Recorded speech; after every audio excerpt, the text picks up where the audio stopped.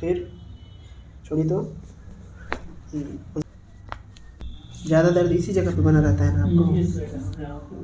ठीक है। Shoulder plate पूरा पेन करते रहते हैं। गर्दन का और पीठ का साथ में कमर पूरा बने, स्पाइन नहीं आपका इन्वॉल्व है, वीक है, मसल टाइट है। माथा बीच में रखिए बाबू, माथा बीच में रखिए।